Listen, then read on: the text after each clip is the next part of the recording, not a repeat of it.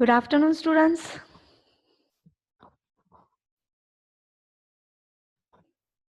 Good afternoon. Good afternoon, ma'am. Okay, so let's start with our first unit. Before starting the first unit, some orientation mean the important things. Already I have one video I have recorded and uploaded in a Google Classroom. So just watch it so you can have a proper idea about this subject, where you will find out like how many marks this subject is having, how many units are there, what is a course dependency chart, what are the COs, course outcomes, then the name of the units, you will find out the syllabus,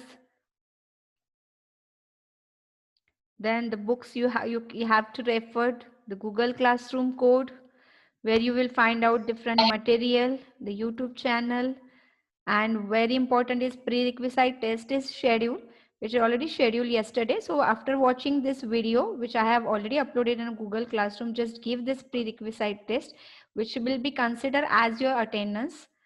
And don't miss this video because this is very important. You should understand, you should know like what is this subject is and what you are going to understand in this subject.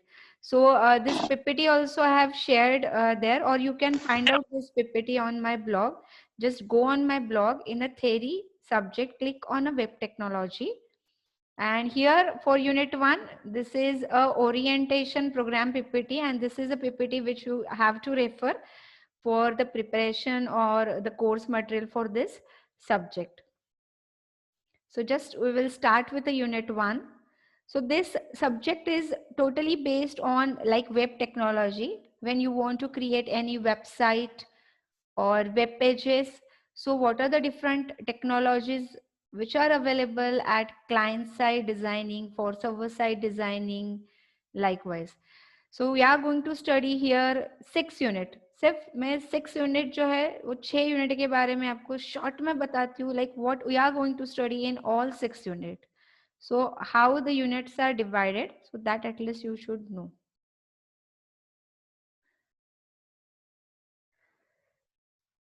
So here very first unit is based on web development process. Whenever you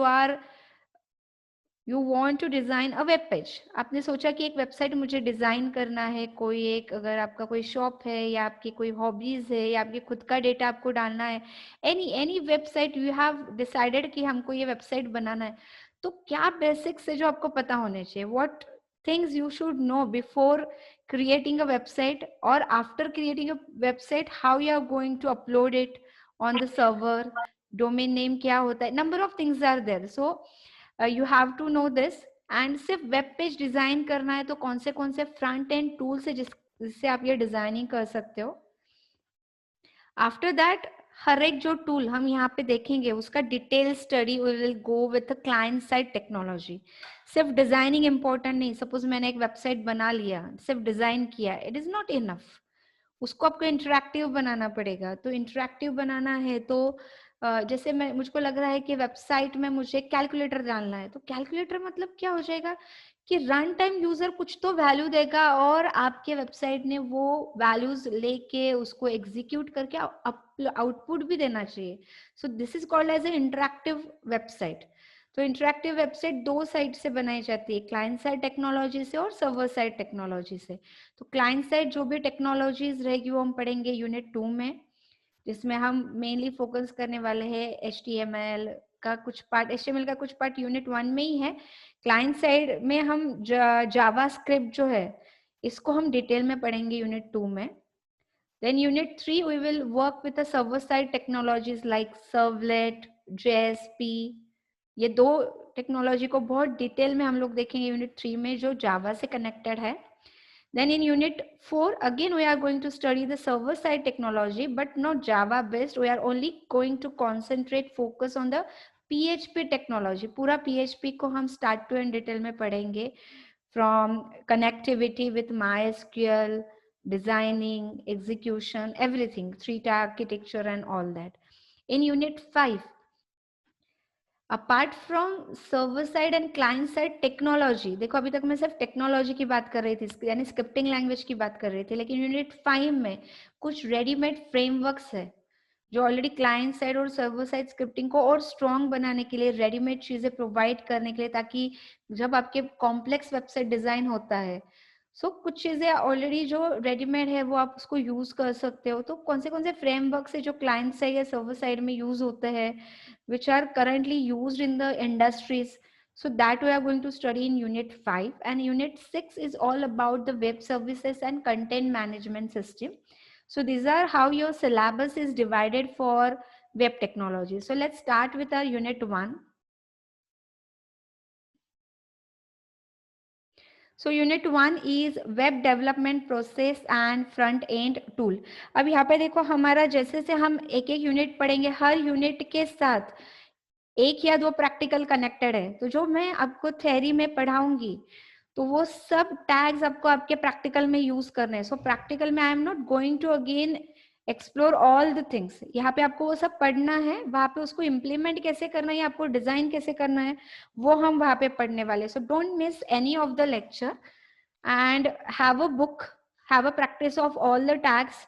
I will also tell you, like if you are a mobile user, how you can run the code. If you are a laptop or machine user, how you can run the code for, क्योंकि हर unit में हमारे code आने वाले हैं। Practical is a different thing. Practical छोड़ के हम जितने भी यूनिट पढ़ेंगे, हर इसमें छोटे छोटे छोटे काफी कोड्स रहेंगे, तो जो आपको खुद को रन करके देखने पड़ेंगे, तभी आपको समझ में आएगा एग्जैक्टली क्या है। तो यूनिट 1 का फर्स्ट लेक्चर जो रहेगा ये बेसिक्स रहेगा, जिसमें आपको कुछ बेसिक्स है जो आपको पता होने चाहिए before starting our actual technologies, वो हम इसमें पढ़ने वाले हैं। So web development process and front end tools.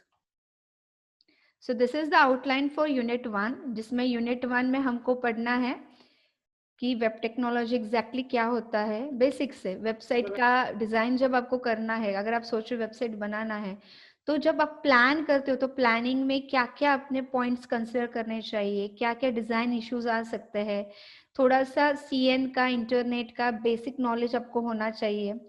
After that, we are going to study the different tags which are available with the HTML, like heading, paragraph, line, color, font, link, frame, list, table, image, forms. इसके लिए जितने भी tags लगते हैं वो सब tags हम देखने वाले हैं। देन लेटेस्ट अभी जो चल रहा है दैट इज एन HTML5। तो ऐसी क्या डिफरेंट चीजें जो HTML5 में आई है। Apart from that, when you want to design your website very beautifully, बहुत अच्छा आपको फ्रंट एंड बनाना है, तो उसके लिए CSS यूज होता है। So how to use the CSS and how to merge और insert the CSS in the HTML pages, तो हम CSS पढ़ेंगे। After that the second technology, HTML हो गया, then CSS हो गया, then third technology we are going to study is a XML.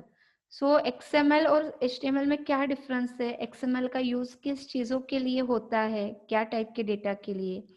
Then DTD is a different technology and then a simple introduction of JSON. तो JSON already आपने third year में DBMS में already थोड़ा study किया है। सो ये आपके syllabus के पॉइंट हो गए। Then next, the methods by which computer, like web technology exactly क्या होता है, the method by which computers communicate with each other through the use of markup languages and multimedia packages is known as a web technology. यानी web technology यानी इसमें जो भी हम language use करते हैं ये सब लैंग्वेजेस होती है मार्कअप लैंग्वेज। तो अब मार्कअप लैंग्वेज यानी क्या होता है, मार्कअप यानी जिसमें हम टैग्स यूज करते हैं। टैग्स हमेशा ट्रायंगल ब्रैकेट से स्टार्ट होता है। जब मैं एक छोटे छोटे कोड करके दिखाऊंगी तो आपको समझ में आएगा कि मार्कअप लैंग्वेज क्या होता है exactly. So these are the markup languages. Then next is what are the different web technologies are available. ये मैंने कुछ नाम, कुछ लिस्ट डाले, इसके अलावा भी बहुत सारे वेब टेक्नोलॉजीज की लिस्ट, अगर आप नेट पे जाओगे तो बहुत सारी चीजें आपको पता चल जाएगी इसके भी अलावा। जैसे HTML है, XML है, then CSS, XML, JavaScript, VBScript, DOM, DHTML, AJAX, WML script, ASP, PHP, Flash, Java applet. So these are some names JSP I have added which you can consider as a web technology. Then जब भी आप website बनाते हो, you know कि website सिर्फ तभी open होगा अगर आपकी मशीन पे इंटरनेट है. If you don't have a internet connection और if you don't have an internet explore sorry your web browser, you can not open any of the website. So website के लिए internet and www ये दोनों concept बहुत important है. So internet, you know what is mean by the internet. Okay. And www मतलब क्या होता है? It's an world wide web and where you can find out any of the web page. जैसे आप, it's a collection of all web pages available in the world. तो it's like a crawler जहाँ पे बहुत सारे websites या web pages का collection है, and say when you are searching for any of the document or any of the website, it will give you the list of web pages where you can find out that data. तो Google में जैसे आप कुछ search करते हो तो आपको list of web pages मिलते हैं. सो that is your world wide web. Again, any document which is hyperlinked यानी अभी जैसे अगर हम लेते हैं कि यहाँ पे हमने डाल दिया कुछ डॉक्यूमेंट, सपोज ये मैंने डाल दिया, तो यहाँ पे देखो कि यहाँ पे अगर आपको कुछ टेक्स्ट दिख रहा है, ओके, सो जैसे मैं कुछ टेक्स्ट पे यहाँ पे अगर जैसे मैं लेके जाती हूँ तो आपको अंडरलाइन दिख रहा है, और जो कर्सर है जो भी एरो में था, ये कर्सर का सिंबल चेंज हो गया है. तो इसका मीनिंग क्या है? What is the meaning of this?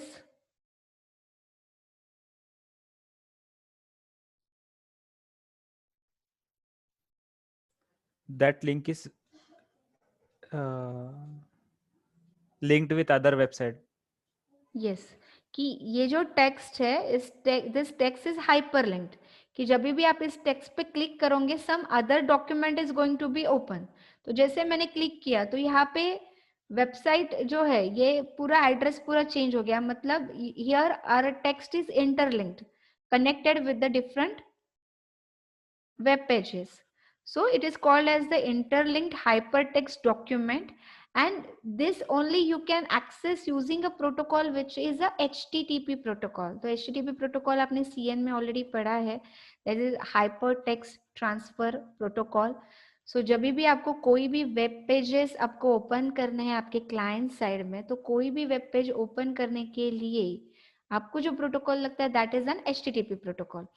So we call it as an client server architecture. Why client server architecture? Example, suppose when I am returning here like google.com. Okay, तो जैसे ही मैंने google.com किया तो ये एक web page है जो मेरे मशीन पे ओपन हुआ है. Now my machine is a client और माय मशीन इज सर्वर. क्या रहेगा मेरा मशीन यहाँ पे? सर्वर नहीं, क्लाइंट क्लाइंट क्लाइंट क्लाइंट, क्योंकि ये वेब पेज मैंने बनाया है क्या? नहीं, ये वेब पेज के पीछे का जो कोड है किसी और मशीन पे है. मैंने सिर्फ उस सर्वर होगा. वेबसाइट का, यस, मैंने सिर्फ उस वेबसाइट का नाम एड्रेस बार में डाला. ओके, कोई मुझे एक प्रोसेस बता सकता है कि आपको जैसे पता है कि जैसे मैं जब भी कुछ वेबसाइट का नाम एड्रेस बार में लिखती हूँ, ओके, तो लिखने के बाद एक्चुअली वो वेब पेज मेरे मशीन पे ओपन होने के लिए क्या स्टेप्स होते हैं, या क्या पता है आपको कैसे वो डेटा यहाँ पे आता है? ये होम पेज कैसे आया मेरे मशीन पे? What is the process behind this? कुछ पता है इसके बारे में थोड़ा बहुत?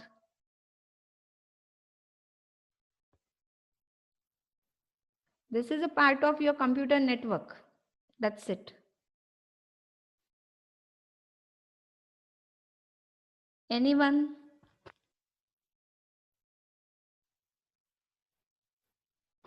बहुत बेसिक क्वेश्चन पूछा है. I want your participation students. क्या लगता है क्या होता है? Ma'am, it searches for some Google's IP address nearby, means DNS server. Very good, very good.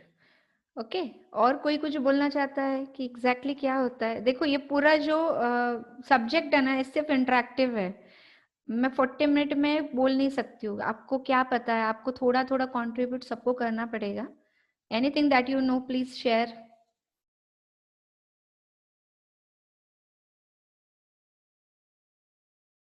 ये साक्षी, साक्षी दवांगे,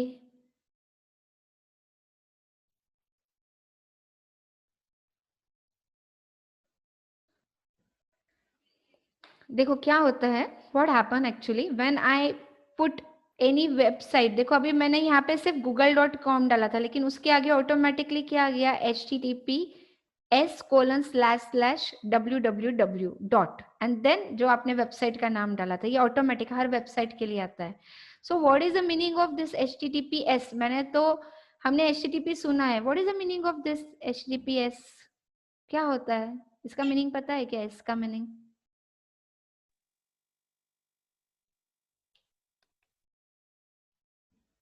service. Security. No, security ma'am. It's security, yes. जब आपकी कोई वेबसाइट है जो सिक्योर्ड आपको लगती है, जैसे अगर आप जीमेल के लिए जाओ या फेसबुक के लिए जाओ, जहाँ पे आपको जहाँ पे आपको लॉगिन डालना पड़ता है, मतलब आपका यूजर नेम और पासवर्ड, जैसे बैंकिंग के वेबसाइट हो गए, तो आपने भले ही HTTP भी डाल दिया तो भी ऑटोमेटिक वो HTTP को कन्वर्ट करता है HTTPS में। So S means this website needed some kind of security, and जो भी डेटा आप यहाँ से पास करोगे वो डेटा सिक्योरली इंक्रिप्टेड मोड में सर्वर के पास जाना चाहिए। So that is an HTTPS। Normally अगर कोई भी सिंपल वेबसाइट है जो इंफॉर्मेटिव वेबसाइट है, जैसे अगर हम लेते हैं यहाँ पे, अगर मैं डाल दिया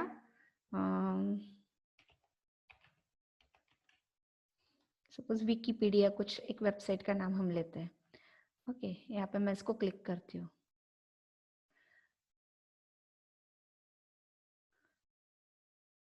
अभी यहाँ पे मैंने ऑलरेडी एक्चुअली लॉगिन करके रखा है मेरा, इसके लिए हमेशा ये S ही आएगा। ओके, जहाँ पे आपका अगर लॉगिन नहीं है, अगर आपने यहाँ पे कोई किसी पे लॉगिन नहीं किया हुआ है, तो आप अगर कोई नॉर्मल वेबसाइट जब आप ओपन करने जाओगे जहाँ पे सिर्फ इंफॉर्मेशन है, तो यहाँ पे S नहीं आता, it always only HTTP। Okay, लेकिन अगर आपने कहीं पे लॉगिन करके रखा है या आपको लॉगिन करना चाहते हो, so that time it automatically going to convert with a HTTPS। तो देखो अभी मैंने कोई वेबसाइट का नाम जैसे यहाँ पे पुट कर दिया और बराबर वो वेबसाइट का फ्रंट पेज मेरे यहाँ पे ओपन हो गया। ओके, ये तो मेरे मशीन पे कहीं पे स्टोर नहीं है बैकएंड में, ये कहाँ से आती है इन्फॉर्मेशन, तो कैसा फ्लो होता है? सो एग्जैक्टली देखो एक बहुत सिंपल प्रोसेस है। जैसे मैंने वेबसाइट का एड्रेस यहाँ पे पुट किया, वो चेक करता है कि पहले तो ये वेबसाइट का एड्रेस करेक्ट है कि नहीं।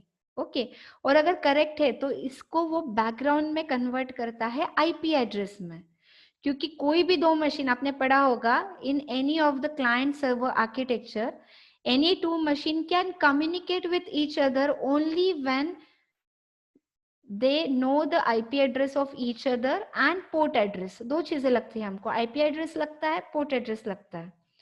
तो कोई भी जब आप वेबसाइट डालते हो तो पहले वो चेक करता है, उसको कन्वर्ट करता है IP एड्रेस में, और इसके लिए हमको लगता है DNS, ये अभी पढ़ा है आपने, और डोमेन नेम सर्वर। तो एक टेबल होता है DNS सर्वर के पास। DNS सर्वर दो अलग अलग टाइप के होते हैं, एक लोकल DNS सर्वर होता है, एक रूट DNS सर्वर होता है, एक TLD DNS सर्वर होता है। तो ये पूरा प्रोसेस होता है। तो वो पहले चेक करता है कि ये वेबसाइट आपने पहले कभी ओपन की है कि आपके मशीन पे, अगर पहले कभी ओपन की होगी नियर बाय 1 डेज 2 डेज में, तो इसका IP एड्रेस जो है ना उसको उसके मशीन में ही स्टोर मिल जाता है कैशे मेमोरी में। But if it is first time you are opening, then he has to contact to the nearby DNS server, जहाँ पे वो ये IP एड्रेस भेजता है, और वहां पे वो चेक करता है कि इसका ये वेबसाइट का नाम भेजता है, and it find out it IP address return मिलता है आपके मशीन को। और जैसे ही आपके मशीन को IP एड्रेस रिटर्न मिलता है, वो उस IP एड्रेस को एक पैकेट सेंड करता है राउटर के थ्रू, वो IP एड्रेस तक आपका जो भी रिक्वेस्ट है वो जाता है उस मशीन पे, उस IP एड्रेस पे ये आपका डेटा जाता है। आपने क्या डिमांड किया है कि हमको सिर्फ होम पेज चाहिए, फिलहाल आपने इसके आगे स्लैश करके मैंने कुछ डाला है क्या? No, I have not putted anything कि index.php, कुछ भी नहीं। So means I am just demanding a simple basic home page. तो ये जो भी वेबसाइट का एड्रेस है ये उसके मैसेज में चला जाएगा आपके पैकेट के थ्रू। पैकेट जो रहेगा, पैकेट में IP एड्रेस रहेगा आपके मशीन का एंड डेस्टिनेशन का, जहाँ पे आप ये चीज डिमांड कर रहे हो। ओके, जैसे उस मशीन के पास गया वो देखेगा कि अरे इसको सिर्फ होम पेज चाहिए, होम पेज के लिए जो भी HTML का या जो भी कोड रहेगा वो उसके बॉडी में रैप करता है। Again back it send that packet to your machine. अपने मशीन पे जैसे ही आता है वो जो भी कोड है उसको ओपन किया जाता है, ब्राउजर आपका वो रन करता है और आपको होम पेज आपके मशीन पे दिखता है। सो this is actual the process, that's very simple. जैसे अगर आप देखोगे आपने कोई भी अगर वेबसाइट है, इसको राइट क्लिक करो, ओके राइट क्लिक करने के बाद आपको यहाँ पे पता होगा व्यू पेज सोर्स। कोई भी वेबसाइट पे जाओ, राइट क्लिक करो and just click on view page source. तो यहाँ पे उस वेबसाइट को बनाने के लिए जो भी उन्होंने कोड लिखा रहेगा वो पूरा के पूरा कोड आपके मशीन पे ओपन हो जाता है।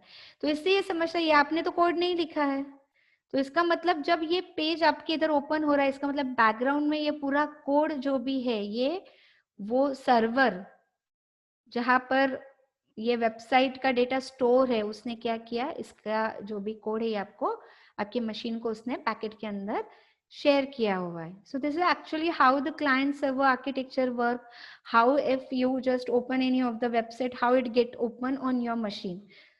तो ये एटलीस्ट थोड़ा बेसिक है जो पता होना चाहिए।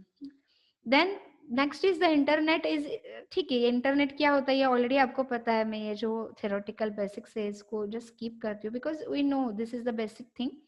Okay, now the next thing is what are the different services which actually require the internet, कि विदाउट इंटरनेट वो सर्विसेज चल नहीं सकती। तो इंटरनेट बेस्ड सर्विसेज कौन सी जिसमें क्लाइंट सर्वर लगने ही लगने वाला है।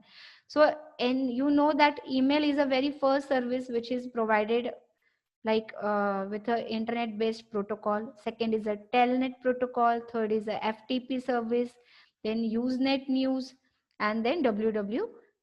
तो ये इसके अलावा भी बहुत सारी सर्विसेज है, these are the basic services which require the internet। Okay अभी मैं बोलूँ कुछ www के बारे में, आपको कुछ पता है वर्ल्ड वाइड वेब के बारे में तो प्लीज आप बताइए, एनीवन?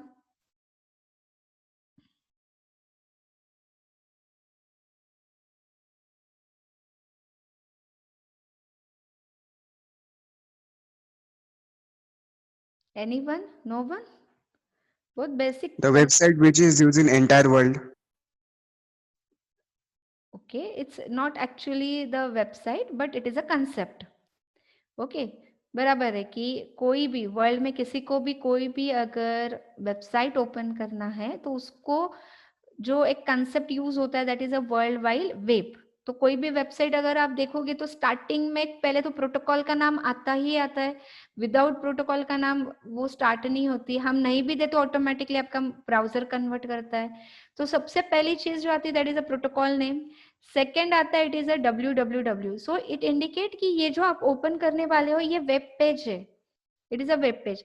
यही अगर आप कुछ डेटा है जो किसी के FTP सर्वर पे स्टोर है और वो FTP सर्वर का डेटा आप डाउनलोड करने वाले हो तो इंस्टेड ऑफ www ये क्या कन्वर्ट हो जाएगा, FTP पे कन्वर्ट हो जाएगा। So it understand this is a, आप कुछ डेटा जो है वो फाइल सर्वर से या FTP सर्वर से ले रहे हो। यहाँ पे हम क्या बता रहे हैं कि जो भी डेटा है ये सब वेब पेज का डेटा है, okay which is store somewhere on the server and I want that data. Okay इसके बाद जैसे www के बाद उस वेबसाइट का नाम आता है एंड आफ्टर दैट डॉट करने के बाद कुछ चीज आता है। What is the meaning of this .org?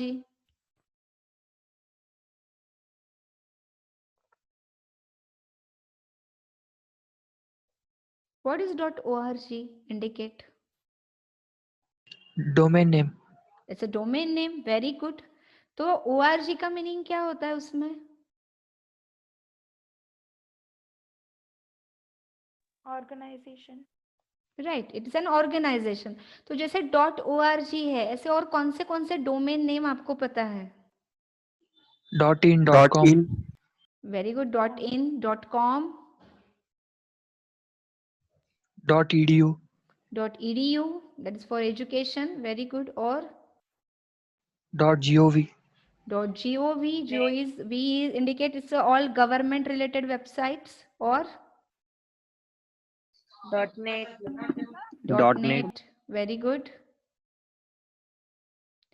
.in का मीनिंग क्या होता है? देखो अभी तक जितने भी हमने डोमेन के नाम सुने वो सब 3 लेटर के थे, org, com, net, government, GOV, ये सब थ्री लेटर के इंडिकेटर थे। और डॉट इन जो था ये 2 लेटर था। What is the meaning of the dot in? Country specific website ma'am. Very good, it's a country specific website. कि जब कोई वेबसाइट जो है अगर ऑटोमेटिकली, अगर जैसे अगर मैं काफी बार ऐसा होता है कि अभी जैसे यहाँ पे .com आ रहा है, लेकिन काफी बार क्या होता है कि ये .com ऑटोमेटिकली काफी सारे वेबसाइट में कॉम अगर आप डालते भी हो तो भी ये आगे जाके क्या कन्वर्ट हो जाता है, इनमें कन्वर्ट हो जाता है। तो इनके लिए सबसे पहले वहां पे क्या लगता है, .co.in, तो 2 बार डॉट लग गया। So it indicate that it is an commercial website first, but in a country specific it is opening at the India. सो इंडिया के लिए 2 letter abbreviation they have given is a .in। ऐसे .us, जैसे अगर आप बोलोगे अभी जैसे हम लोग जूम यूज करते हैं, तो जैसे मैं जूम डालती हूँ, अगर जूम की कोई वेबसाइट ओपन करूंगी तो आप देखोगे जूम के बाद .us लगता है। It indicate that this website server is at the US, वहां पे ये ओपन हुआ है। Okay, so this is like it is a country abbreviation. अब ये डोमेन नेम क्यों जरूरी होता है, यानी हर वेबसाइट को डोमेन नेम होता ही है क्या?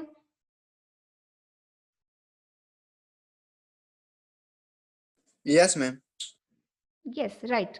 It's a compulsory, without a domain name, without a dot notification, जैसे आपकी Gmail में या कोई भी मेल में आपको @ सिंबल कंपलसरी है, और @ के बाद आपको बताना पड़ता है कि ये आप कौन सी सर्विस यूज कर रहे हो, Gmail की यूज कर रहे हो, याहू की यूज कर रहे हो, और कौन से मेल का आप यूज कर रहे हो। ऐसे अगर आप कोई भी वेबसाइट अगर आप ओपन करोगे तो वेबसाइट के आगे आपको डोमेन नेम देना कंपलसरी। आप नहीं भी देते हो तो भी वो ऑटोमेटिक कन्वर्ट करता है।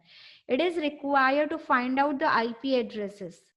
ओके, अगर आपने नहीं दिया, क्योंकि IP एड्रेस जब फाउंड होता है तो सबसे पहले वो चेक करता है कि कौन से डोमेन के अंदर आ रहा है। काफी सारे वेबसाइट होते हैं जिसका सिमिलर नाम होता है लेकिन नाम के आगे डोमेन डिफरेंट होता है, तो सबसे पहले डोमेन चेक किया जाता है कि ये .commercial है, .org है, .gov है। तो रिगार्डिंगली उस डोमेन के बाद उसके बाद उसके नाम चेक किया जाता है। So very first they check the domain name. Domain name के लिए मशीन अवेलेबल रहेगा, उस मशीन में वो चेक करेंगे कि वो जो वेबसाइट का नाम आपने डाला है उस डोमेन के अंदर वहां पे अवेलेबल है कि नहीं, and then it is converted into that website. Okay, plus जितने भी वेबसाइट है उसका नाम रजिस्टर करना पड़ता है या ऑटोमेटिकली आपको लग रहा है आपने कोई वेबसाइट बना दी और विदाउट रजिस्ट्रेशन आप उसको कहीं पर भी रन कर सकते, ओपन कर सकते हैं क्या हम लोग? कुछ पता है कि किसी को प्रोसेस, अगर आपने सोचा कि कुछ वेबसाइट बनाना है ओके आपको, तो सिर्फ आपको कोड कर दिया आपके मशीन में, आपने कुछ HTML का कोड कर दिया तो हो जाता है क्या? क्या करना पड़ता है? कुछ स्टेप्स थोड़ा बहुत पता है किसी को कुछ इसके बारे में?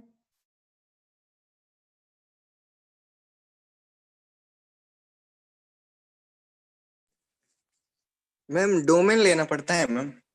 जैसे हम कोई वर्डप्रेस में भी वेबसाइट बना रहे ना, तो अगर फ्री का लेंगे तो आगे .wordpress.com आ जाएंगे, अगर पेड करेंगे तो .com.in आप ले सकते हैं ऐसा। Very good, means very first is domain name. Good. और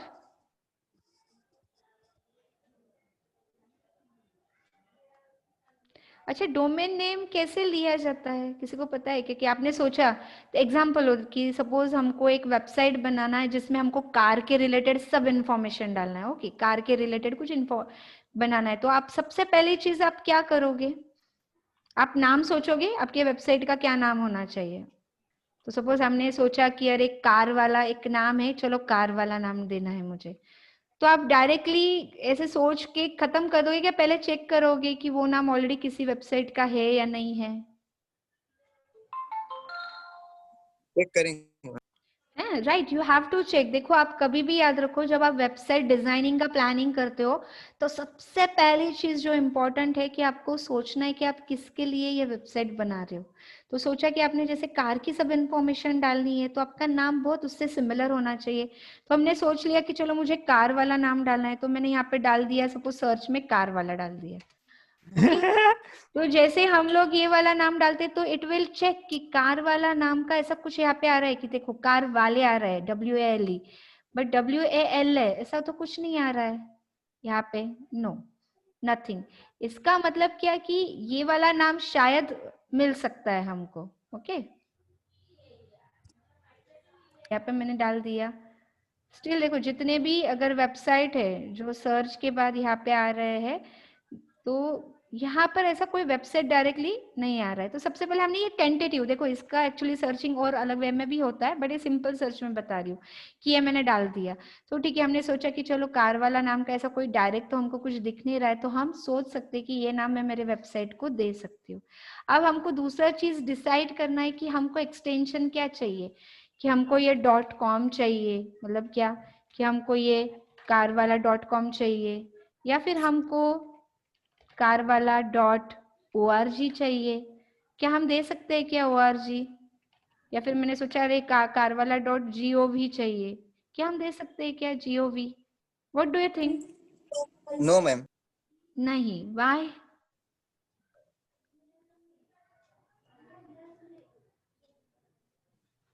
क्योंकि मैम वो गवर्नमेंट से रजिस्टर्ड वेबसाइट नहीं होगी ना हमारी, Yes. गवर्नमेंटल वेबसाइट नहीं होगी, पर्सनल वेबसाइट होगी ना, पर्सनल या Yes, yes, ऑर्गेनाइजेशनल yes. होगी तो।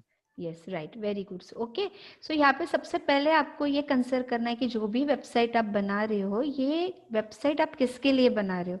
क्या ये आपकी पर्सनल वेबसाइट है या किसी ऑर्गेनाइजेशन की? जैसे SNJB इज एन ऑर्गेनाइजेशन, तो SNJB के बाद हमने .com नहीं लगाया है। SNJB के बाद हमारा वेबसाइट का एक्सटेंशन क्या है, डोमेन नेम क्या है, .org, so it indicate it is an organisation. Okay, अगर आप किसी गवर्नमेंट के लिए वेबसाइट बना रहे हो, सपोज गवर्नमेंट ने बोला कि अरे जितने भी कार है इंडिया में उन सबका इंफॉर्मेशन हमको चाहिए, so this is given by government to you, so you need to understand कि आप खुद बना रहे हो खुद के लिए, या आप किसी ऑर्गेनाइजेशन के लिए बना रहे हो, या किसी गवर्नमेंट के लिए बना रहे हो, क्या ये आप मिलिट्री के लिए बना रहे हो, या फिर पर्टिकुलरली सिर्फ किसी इंडिया या किसी कंट्री के लिए बना रहे हो। तो आपको ये सोचना है किसके लिए बना रहे हो, उसके हिसाब से आपको आपका डोमेन नेम फाइंड आउट करना पड़ेगा। फिर उसके बाद आपका वेबसाइट का नाम आपने फाइंड आउट किया, then you have to register this name. कहाँ पे रजिस्टर करेंगे, डोमेन नेम कहाँ से परचेस होता है। अगर मुझे ये वाला नाम जो है खरीदना है मतलब मैंने उसको बोल दिया कि भाई कोई दूसरा ये नाम आप google.com ये नाम आप यूज कर सकते हो क्या आपकी वेबसाइट के लिए कभी? No ma'am. No, No, you ma'am. cannot, है ना, right, you cannot. Why? Because this is already registered. जैसे कोई चीज, जैसे अभी आप देखो मैकडोनल्ड्स ये नाम है, ये कोई दूसरी कोई होटल यूज नहीं कर सकता है, because this is the register name, you cannot use that name. तो ऐसे ही ये जितने भी वेबसाइट बनते हैं, ये कहीं ना कहीं उनका नाम क्या करते हैं, वर्ल्ड में रजिस्टर करते हैं, सिर्फ इंडिया के लिए नहीं रजिस्टर होता है। In the world no one can use that name, this is fix. तो ये हमको रजिस्टर करना है, तो कहाँ पे रजिस्टर करते हैं, कहाँ पे होता है, तो ये ऑफिस होता है, कहाँ पे जाके करना पड़ेगा?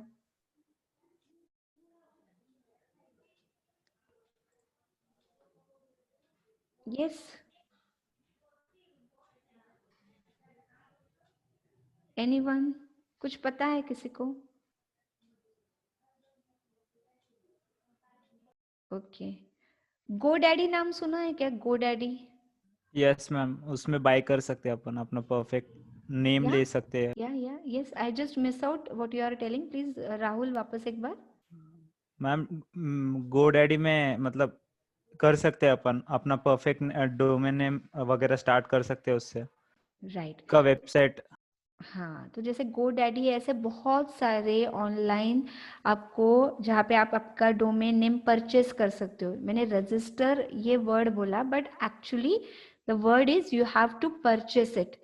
तो वहां पे पहले आपका सर्च किया जाता है, जैसे अगर आपने जब जीमेल का अकाउंट भी ओपन किया होगा तो आपको पहले वो यूजर नेम पूछता है। तो जैसे आप यूजर नेम डालते हो, पहले चेक करता है कि यूजर नेम अवेलेबल है क्या नहीं, अवेलेबल है क्या नहीं। तो जब तक अवेलेबिलिटी नहीं मिलती, आप अलग अलग नाम डिफरेंट थोड़ा सा प्लस माइनस करके, काफी सारे देखो किसके तो भी मेल के आगे 1 2 3 3 4 5 ऐसा कुछ लिखा, क्योंकि वो नाम शायद ऑलरेडी किसी ने लिया है। आप उसके आगे कुछ वर्ड लगा देते हो, कुछ लेटर लगा देते हो, कुछ नंबर लगा देते हो, कुछ सिंबल लगा देते हो, ओके, लेकिन आपको चाहिए कि स्टार्टिंग का नाम भी वही आना चाहिए। सो ऐसे ही आपको क्या करना पड़ेगा कि ऐसे कोई वेबसाइट है, कौन सी वेबसाइट है जहाँ पे आप डोमेन नेम परचेस कर सकते हो। तो ये हो गया online purchasing. Apart from that बहुत सारे ऐसे ऑफिसेस होते हैं, जैसे हमारे नासिक में ESDS हो गया, या हमारी काफी स्टूडेंट्स है जो हमारे एल्यूमिनी, अगर मैं आपको बोलूँ जैसे उमेश है, उमेश खिमसरा है, या फिर जुनैद है, या फिर मनीष बुबे, इनके खुद के, वो खुद वेब डेवलपमेंट करते हैं and they have their own servers also. तो जैसे ऐसे बहुत सारे लोग हैं जिन्होंने खुद ने सर्वर परचेस करके रखा रहता है, and you can like register a domain space as well as domain name with them. तो आपको कुछ अमाउंट पे करना पड़ता है। तो जैसे मैंने बोला कि चलो मुझे कार वाला ये नाम जो है ये फिक्स करना है, मुझे इसको परचेस करना है, तो ये परचेस के लिए भी अलग अलग प्लान होते हैं। देखो जैसे आप मोबाइल है, मोबाइल के लिए आप ये करते हो कि आपका रिचार्ज करते हो, तो आप ये लाइफ टाइम रिचार्ज कर सकते हो क्या? No ma'am. नहीं, मैक्सिमम कितना प्लान होता है? 1 साल का या 3 साल का, 5 साल का हो सकता है बस। हाँ, ज्यादा नहीं, इट्स लिमिटेड टाइम, राइट? तो ऐसे ही जब आप कोई डोमेन नेम है या परचेस करते हो, so they have a different plan for 1 year, for 2 year, for 3 year. तो आपको परचेस करना पड़ता है, और वापस जैसे अगर आपने 2 साल का परचेस किया, तो 2 साल जैसे ही खत्म होते हैं और अगर आपने उसको रिन्यू नहीं किया, तो वो नाम वापस दूसरा कोई यूज कर सकता है, कोई भी उसको खरीद सकता है और वो यूज कर सकता है। So you need to renew always. तो सबसे पहले आपको फाइंड आउट करना है कि आपको किसकी वेबसाइट बनानी है। सेकंड, उस वेबसाइट का नाम क्या होना चाहिए, वो नाम किसी ने यूज तो नहीं किया है। थर्ड, उसका डोमेन नेम क्या मुझे लेना है, किसके रिलेटेड है। एक बार मैंने डोमेन नेम फिक्स किया, then I have to find out कौन सा प्लान मुझे लेना है, 1 ईयर वाला, 2 ईयर वाला, प्रीमियम वाला, कितना हम अफोर्ड कर सकते हैं। उसके बाद कितना स्पेस मुझे चाहिए सर्वर पे। तो आपने डोमेन नेम रजिस्टर कर दिया कुछ अमाउंट देके 2 साल के लिए, then you have to need to require some space. क्यों स्पेस चाहिए? क्योंकि ये वेबसाइट का जो कोड है ये आपको सर्वर पे कहीं तो स्टोर करना पड़ेगा, क्योंकि पूरे वर्ल्ड में कोई भी अगर उस वेबसाइट का नाम डाले तो उनके मशीन पे ओपन होना चाहिए। So you need some space जहाँ पे ये, वहां पे आपने ये सब पूरा डाल दिया। सो जिसको भी ये वेबसाइट ओपन करना है तो वो वहां पे ऑटोमेटिक उसका मशीन उसको कांटेक्ट करता है। So you need to purchase two thing, domain name as well as domain space. ये 2 चीजें आपको परचेस करनी पड़ती है। आई होप शायद टाइम खत्म हो जाएगा। तो स्क्रीनशॉट लिया है क्या राहुल? आप किसको बोला था मैंने कल? Anand, is Anand Yes, there? ma'am. आप एक बार Yes, ma'am. यस, स्क्रीनशॉट लेके सिर्फ मैसेज शेयर कर देना, क्योंकि शायद कभी भी बंद हो जाएगा। तो देखो आज हमने सिर्फ बेसिक्स पढ़ा है। ये बेसिक आपको सबको पता होना चाहिए, क्योंकि थ्योरेटिकल तो हम पढ़ लेते हैं। तो कल भी हम थोड़ा सा और जो इम्पोर्टेंट चीजें वो देखेंगे कि इसके अलावा और आप भी देखो, अगर आपके पास भी कुछ नॉलेज है, काफी सारे स्टूडेंट्स होते हैं जिनका खुद का वेबसाइट होता है। अगर आप में से किसी का वेबसाइट है, you just share your details with me.